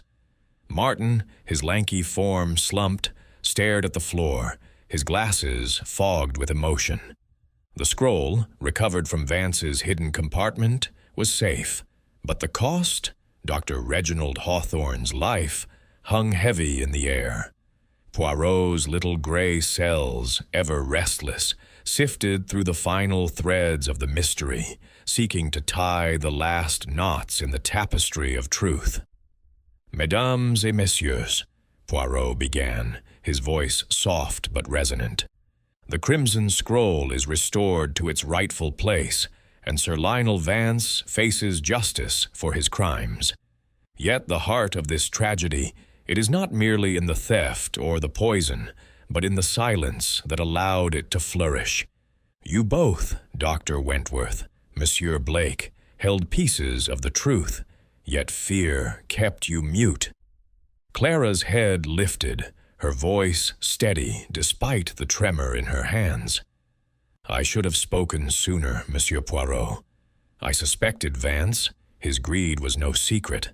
Reginald warned me about him, said his offers were relentless. But I had no proof, only guesses. I thought silence was safer." Poirot's mustache twitched, his gaze softening. "Safer, madame? No, silence is the ally of the guilty. Your notebook, it spoke of danger, of others who might act. You knew Vance was a threat, yet you did not share this with the police. Why?" Clara's eyes dropped to the table, where the scroll lay under Japp's watchful eye. "Reginald and I, we were close, once. Years ago, we shared dreams, research, laughter. That photograph in my office, it's a memory of better times. But ambition drove us apart. He dismissed my theories about the scroll's cipher, called them fanciful. I resented him, but I never wished him dead. When I suspected Vance, I feared accusing him without evidence would ruin me. He's a powerful man, Monsieur Poirot."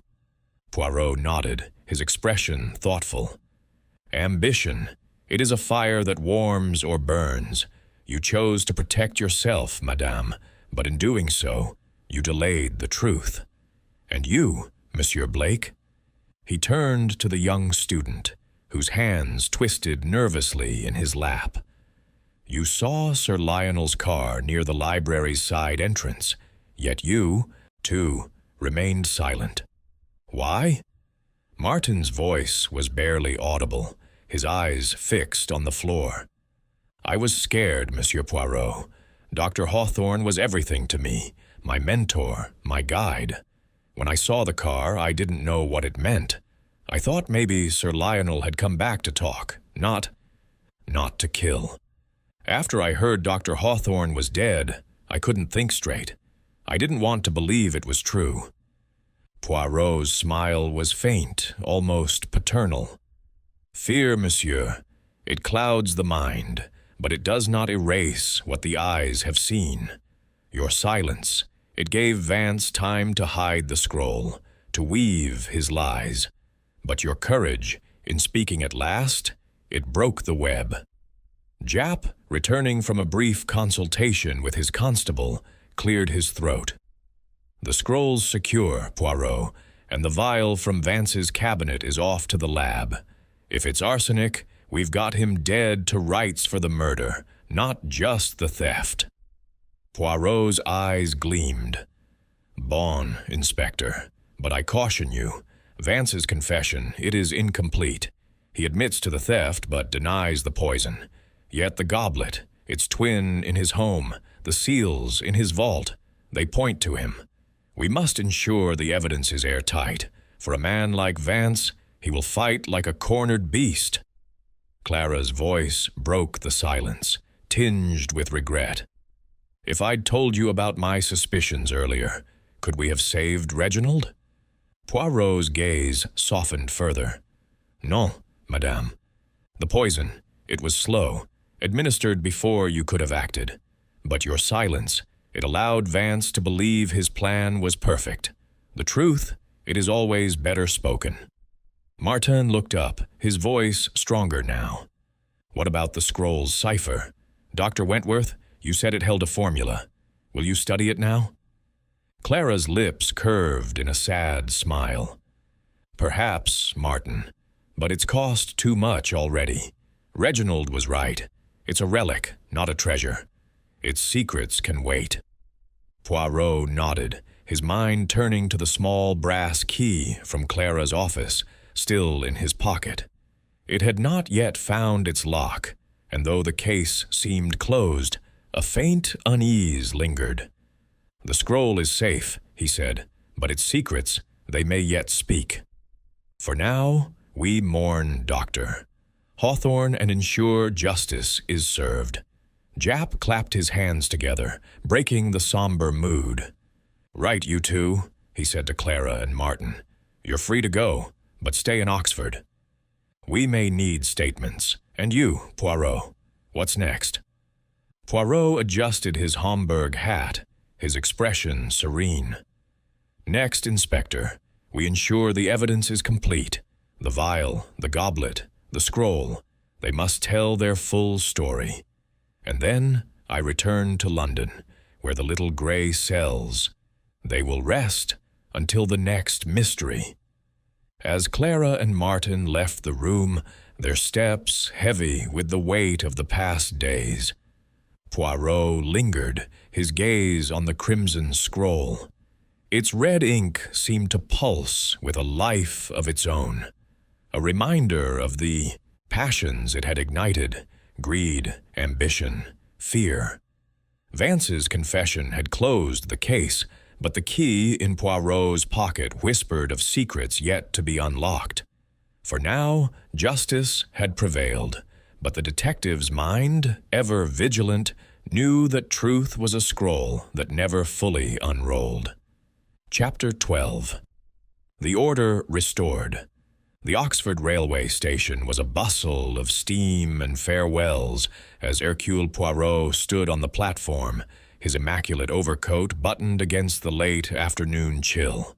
The drizzle had ceased, leaving a crisp clarity in the air, and the city's spires gleamed in the fading light, as if bidding him adieu.